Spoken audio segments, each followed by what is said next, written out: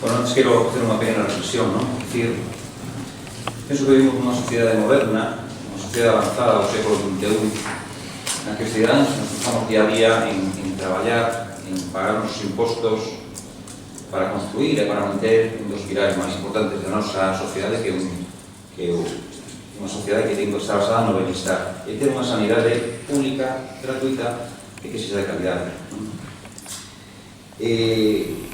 Cando non é así, as consecuencias, como están vendo, son nefastas. Forma parte dunha estadística, pero é así. Alguén que vai tocar este momento fatídico e vai pasar algo que non son estar.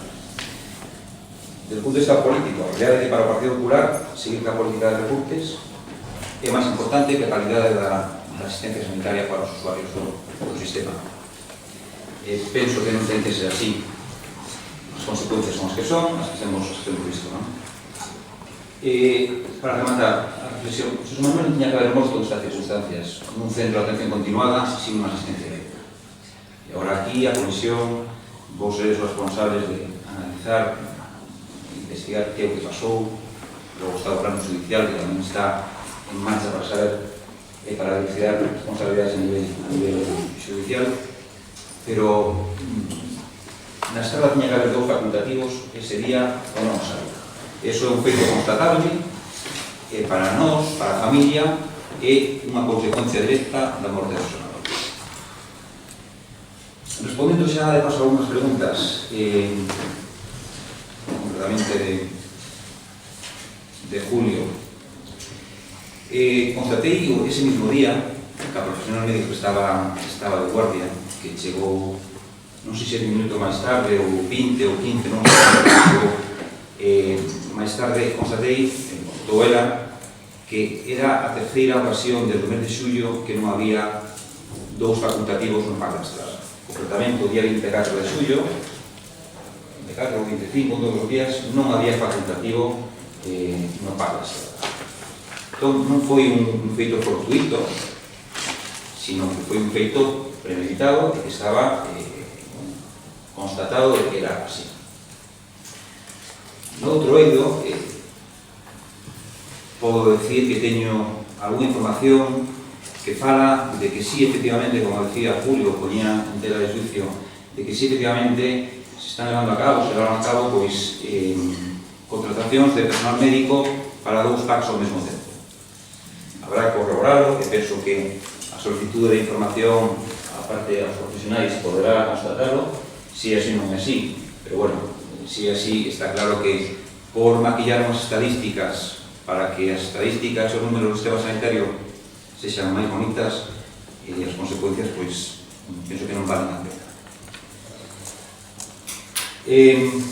Ana, preguntabas sobre o comportamento do Partido Popular, dos responsables da Consellería. Podo dicir que o día seguinte do falecemento de José Manuel fun eu que me puse en contacto ca xerencia da Consellería, co gabinete de prensa, para poñer a súa disposición o teléfono á familia para o que precisasen. Entendo que o que precisaba a familia neste momento era unha señal de apoio, de condolencia e sentir que os poderes públicos e os administradores do sistema sanitario galego estaban aí. A familia non recibeu ningún tipo de chamada por parte da Consellería ni por parte dos outros. A primeira chamada que tuvo a familia, que vendeu neste caso concretamente, foi por parte do CHUS para pedir unha reunión na que me comunicaron que se ponía en marcha unha comisión de investigación, unha investigación interna para saber o que tiña acontecido e tomar as medidas oportunas. Non sei nada máis dese tipo de investigación, se está levando a cabo, se non se leva a cabo. Ese foi o único contacto que tivemos dentro da familia da Xunta e da Consellería. Reitero o que decía eu, o que decía a filla de José Manuel na súa carta, que non houve bondade por parte dos políticos, das persoas responsables do organismo do Sergas e da Consellería, non houve bondade da familia, non houve acercamento e non houve, digamos que, incompasión. Entonces, o votamos en falta, eles votaron en falta. E penso que, por encima do político, tiña que estar un humano, e non foi así. Que máis cousas decirvos?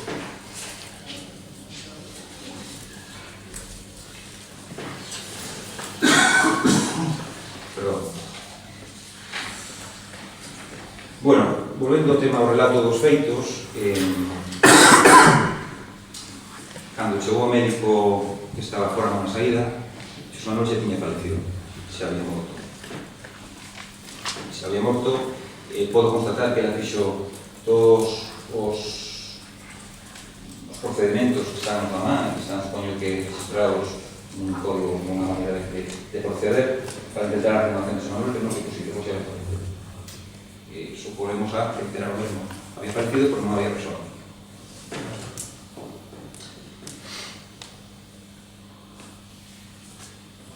Eva, cal é a percepción que temos usuarios cando nos encontramos en situacións así?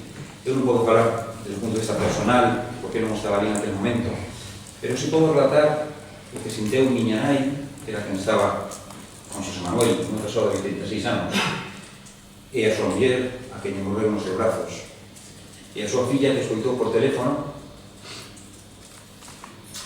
como seu pai morría no brazo da súa.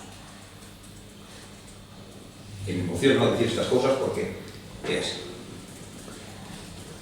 Eles me constataron, bueno, me dixeron que é un trago que non se lle cexa a nadie, o sea, eu teño fillos, nai, con familiares. Eu non podo imaginar pasar por unhas circunstancias así. Entón, é obvio o sentimento que pode ter calquera persona cando ten que pasar por isto. E non afondo máis o tema persoal porque penso que é bastante clarificado. E pouco máis teño que decir, desde o punto de vista de usuario da sanidade pública, que o único que desexamos os usuarios, os pacientes, que como decía Villares, ter garantido un dereito a unha sanidade que nos cubra, que cando estemos mal podamos ir a un centro de saúde, a atención primaria, e teñamos un médico que nos poda atender dunha maneira axeitada, non acudir a un médico de atención primaria ás 2 da tarde cando se leva a visitados a 70 pacientes. A carga emocional, o desgaste emocional que sufren os profesionais sanitarios, o cansancio, e que entendo que tampouco son as mellores maneiras para poder traballar e atender aos pacientes da sanidade. Por a miña parte, teño moito que decir. Solo volver a agradecer de maneira persoal, en nome da familia, a predisposición por parte de todos os grupos políticos da oposición de formar esta comisión que temos de paralela aos canales parlamentarios, Parlamento de Galicia, por intentar esclarecer o que pasou neste caso, e máis que isto, porque intenté buscar solucións para que este tipo de acontecimientos non volven a pasar. Eso, a morte de Xosé Manuel é un feito luctuoso, pasou, a vida sigue, a familia sigue, pero é importante que isto non volve a pasar en ningún centro de saúde da nosa comunidade. Non teño nada máis que